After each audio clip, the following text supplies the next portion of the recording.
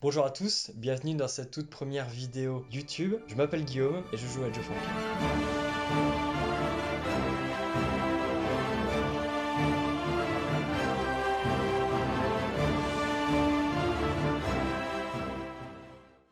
Dans cette première revue, je vais vous expliquer les fondamentaux du jeu, le gameplay, l'environnement, etc. Mais avant ça, on va parler un petit peu d'histoire. Age of Empires est une saga de jeux de stratégie RTS pour Real Time Strategy, développée par Ensemble Studio et édité par Microsoft Game Studio. Il voit le jour en 1995 et sera proposé au public pour la première fois en Amérique du Nord en 1997, puis en Europe 4 mois plus tard. Il connaîtra un très grand succès commercial, numéro 1 des ventes sur les jeux de stratégie aux USA, Royaume-Uni, France et Allemagne, jusqu'à se placer top 10 des meilleurs jeux de stratégie de l'année 98. Avec un tel succès, Microsoft n'allait pas s'arrêter là.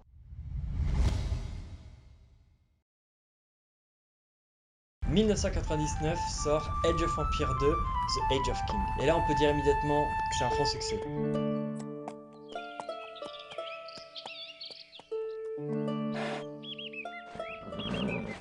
Le mois de sa sortie, en octobre 99, Age of Empires 2 est numéro 1 des ventes. 3 mois plus tard, on dépasse les 2 millions de copies en vente. Au total, en 5 ans, la saga Age of Empires aura vendu près de 8,5 millions de copies. À titre d'exemple, par rapport à l'époque, StarCraft et les Sims, le premier volet, se vendront à 11 millions d'exemplaires chacun. Voilà, je sais pas ce que vous en pensez, mais moi je pense qu'on est pas mal. En 2013, Age of Empires 2 a 14 ans. Entre temps, on a pu voir Age of Mythology, puis Age of Mythology The Titan l'année suivante. On a eu également Age of 3, qui est sorti en 2005. Néanmoins, en vue du succès d'Age of Empires 2, Microsoft a voulu rafraîchir son jeu et surtout proposer un vrai multijoueur. C'est pour ça, le 9 avril 2013 sort Age of Empires 2 haute définition.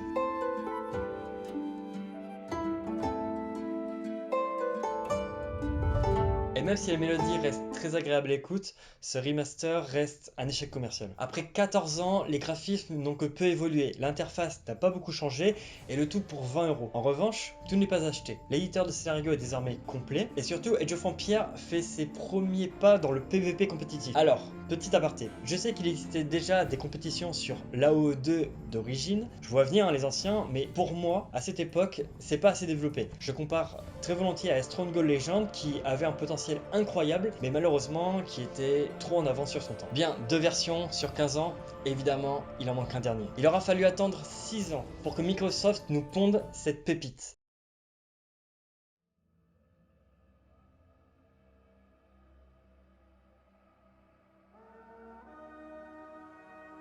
Les graphismes sont complètement revus, je vous laisse comparer par vous-même. Le système de destruction progressive, voilà, un pur plaisir.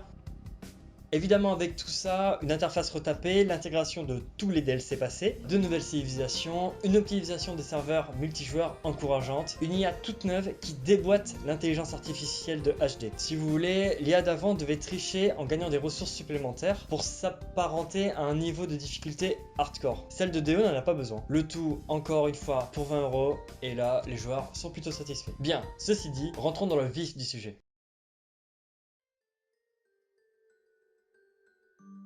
Le principe est simple, tu débutes avec 3 péons, un scout, un forum et quelques ressources. Sur Age of Empires, 4 types de ressources. Le bois, qui va clairement être la ressource la plus importante durant toute ta partie, suivi de la nourriture, de l'or, puis de la pierre. Ton but, ça va être d'harmoniser ton économie afin de faire des soldats, ou plutôt une composition de soldats, pour pulvériser tout simplement ton adversaire. Dans les grandes lignes, tu vas avoir 3 types d'unités militaires. Premièrement, les unités militaires d'infanterie, construites dans les casernes. On va ensuite avoir les unités d'archerie, construites dans le camp de tir à l'arc. Enfin, on va avoir les chevaliers, produits dans les écuries. Pour accompagner tout ça, tu vas avoir des ateliers de siège, des moines, on aura l'occasion d'en parler dans une autre vidéo, et des bateaux pour les maps maritimes.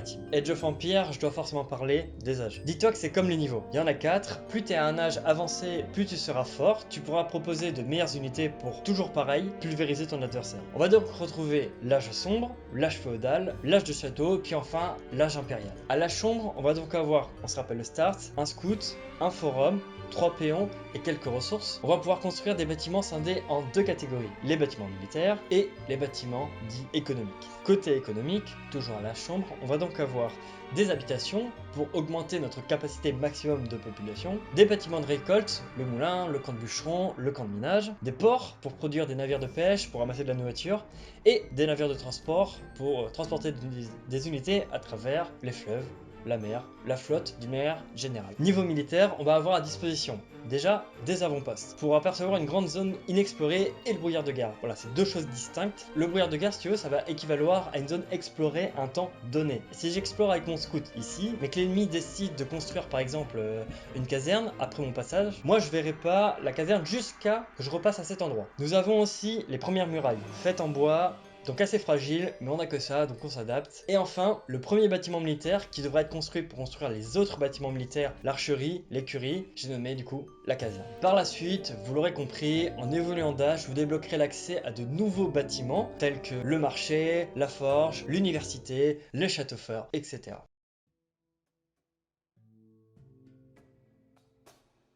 Quand vous lancez Age of Empires 2, vous avez accès à maintenant 39 civilisations. C'est énorme. Ça va vous prendre un peu de temps avant de savoir à quoi correspond chacune, quels sont les points forts, les points faibles de chacune, etc. Voilà, il faut un peu jouer quoi, tout simplement.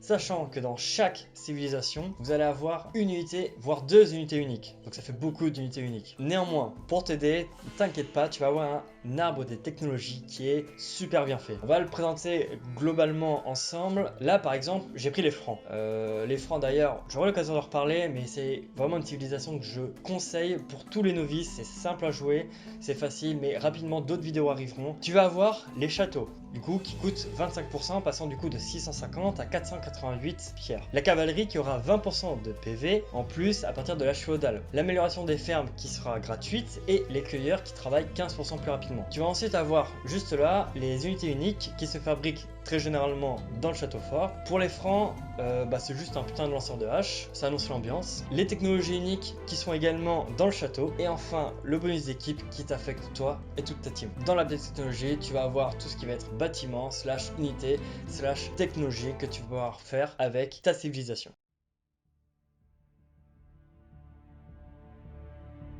Bien, on arrive à la fin de cette vidéo. Du coup, afin de conclure cette première revue, même si je me suis vachement attardé à Age of Empires 2 parce que c'est vraiment le jeu que je saigne en fait depuis maintenant à peu près un an, je dirais que la saga dans son ensemble est quand même vachement cool. T'as des événements ultra RP qui sont organisés, je pense notamment à Zerator qui a introduit le jeu pour le Z-Event 2020. Mais qui a aussi produit un petit tournoi remporté par The Sniper dans une ambiance médiévale quand même vachement sympa. Je pense à Red Bull qui planifie chaque année depuis 3 ans la Wololo Cup. Je pense aussi à T90 qui organise la Hidden Cup avec plus quand même de 85 000 $ de cash prize. Ça fait le jeu, la communauté est quand même vachement présente. Et du coup, pour revenir un peu sur la communauté, elle est quand même vachement active, elle est ultra bienveillante. Moi, je vous mettrai en description de manière le principal Discord francophone de Age of Empires. Le jeu est de plus en plus streamé à l'international avec ses petites stars. Même en France, vous pouvez retrouver un tas de passionnés avec de très bons niveaux. Et même si le jeu reste majoritairement joué par des hommes, quelques filles rencontrent un petit succès sur Twitch et ça quand même c'est vachement cool. Voilà, écoutez, c'était ma première vidéo. On a un peu galéré quand même à la tournée. Plein de petits problèmes techniques. Au final, on la poste, on la sort et ça c'est quand même cool.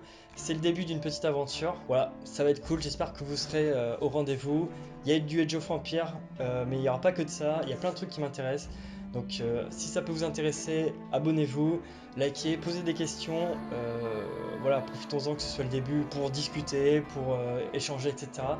Merci d'avoir regardé jusqu'au bout. C'était Guillaume. Ciao.